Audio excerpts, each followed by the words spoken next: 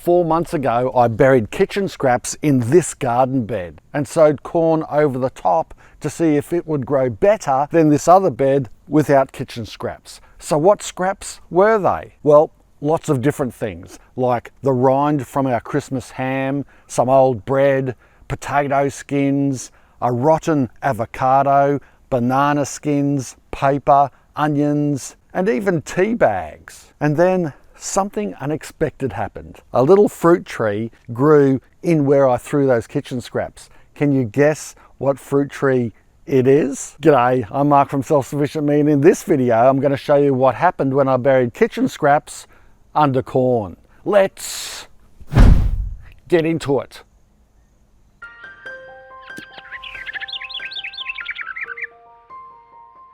So you know I love burying things in the garden. It's one of my favourite ways to recycle organic waste. In this case, I wanted to see how well corn would grow over the top of this waste compared to the bed beside it with no scraps. I buried the waste in this bed and I topped it up with our own homemade compost. I didn't add any extra fertiliser because I didn't want to overstimulate the corn with too much nitrogen, or it would grow long and leggy instead of strong and cobby. I finished the bed with sugarcane mulch and I made a hole in the middle to sow the seeds. I chose golden bantam, an heirloom variety of sweet corn from Survival Seeds. It's not the biggest, but it's reliable and tasty. I added the same compost and mulch to the other bed, but again, there was no extra fertiliser and I didn't add scraps, of course. I sowed more seeds than I needed, as I always do, to account for germination failures and field mice digging them up. Lastly, I gave them a good watering, and over the coming days I ensured the soil didn't dry out too much, which wasn't hard because it's been raining non-stop for like forever now, so it's not like we even have to water the garden anymore. Over the next few weeks, I was pleased to see that all of the corn had germinated and it was growing well. When the plants were about 8 inches high, I thinned them out, leaving only 4 plants per bed so that they wouldn't become overcrowded. I transplanted the excess seedlings into a long raised garden bed because, well, why not? If you've got the garden space, you might as well not waste those seedlings. Corn seedlings transplant easily and re-establish quickly if you keep the water up to them whilst they adapt to their new position. After 6 weeks, I used some metal garden stakes, they're all dead now, and some garden twine to prevent the corn plants from being blown over by the wind, but overall they were growing well and developing nice ears and silks. Also, I noticed a strange plant sprouting from the base of the corn in the bed where I buried the kitchen scraps. I knew it wasn't a common weed and I had a hunch about what it was, so I decided to let it grow. At nearly 2 months, most of the corn was ready for harvesting. I was surprised that there was little difference between the kitchen scraps bed and the one without the scraps. All of the corn stalks produced similar cobs of good quality corn. The only difference I could see was that the corn plants with the buried kitchen scraps grew slightly taller than the other corn. I thought there would be a bigger difference between both beds, but I'm assuming that the compost that I added gave all the nutrients this corn needed. And in this bed, the corn only used what it needed. So perhaps the kitchen scraps became an excess that will remain in the soil for maybe other crops to use. Now let's discuss this plant that has emerged from the kitchen scraps. Do you know what it is? Initially, I assumed it was an avocado tree because I remembered burying that rotten avocado with the seed, but something wasn't quite right. Check out these leaves.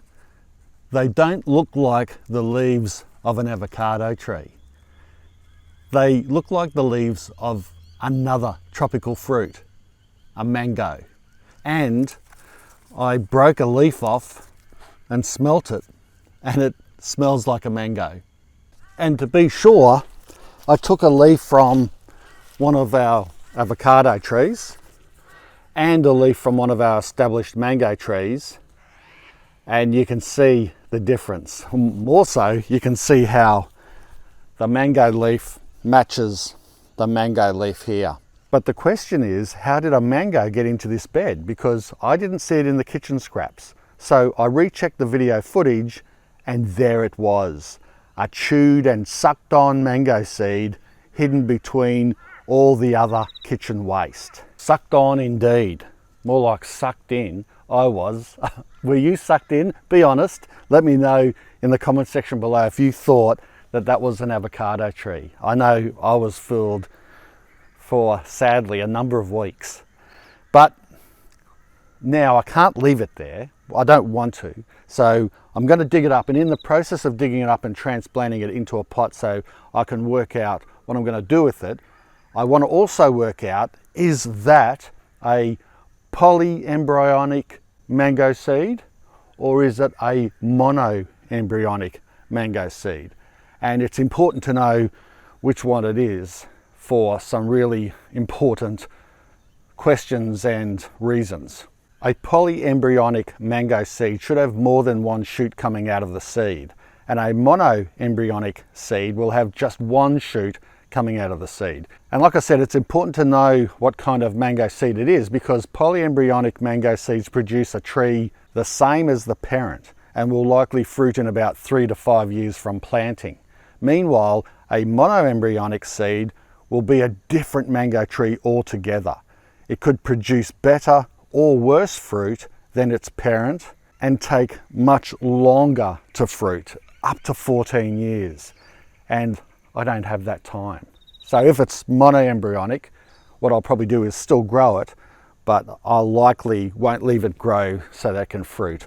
I will graft on another mango onto that.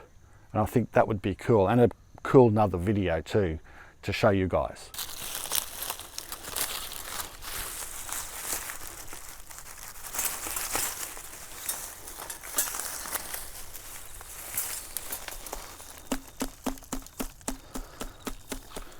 Now I want to give this a wide berth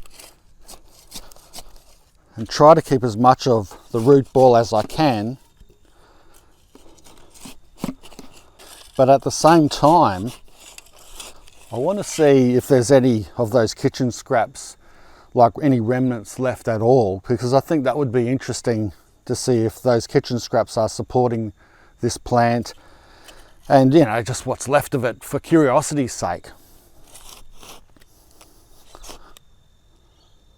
I think I've got the taproot. Here we go.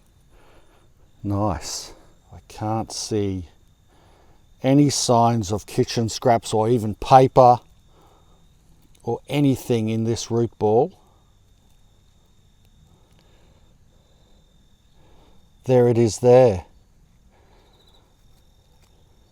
There's the mango. Mango seed, just one shoot. So it's monoembryonic, all rotten, but still kind of intact.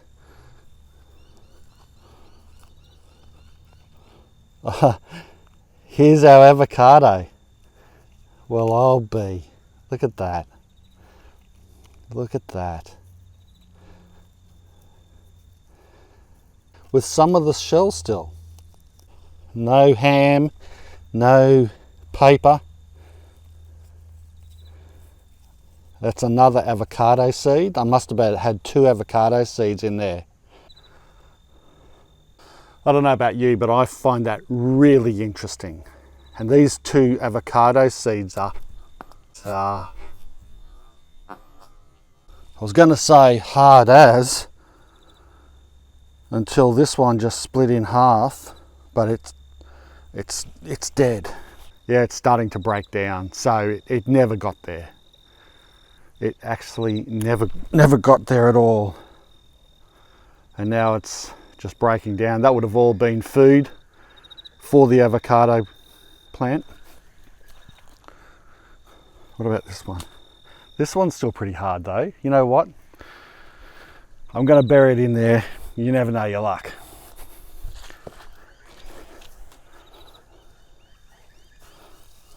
And if it does sprout, it'll be the same thing. You can't trust an avocado tree to grow true to type from seed. I've seen it before. My grandfather grew one from seed. It didn't produce fruit until about 10 years, and the fruit that it did produce wasn't very good. So we ended up having to chop the tree down. It took a long time to realise that though. So I'm not going to take that risk, but I probably would graft onto the rootstock using a graft from one of our other avocado trees.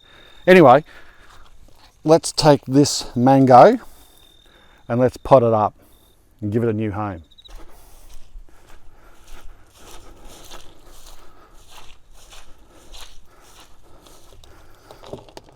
All right, be very careful with this.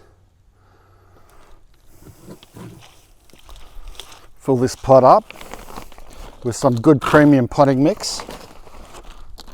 Got a little bit of fertilizer in there. Backfill.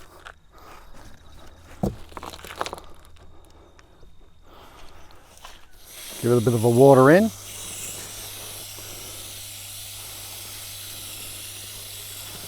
Good water in to settle those roots.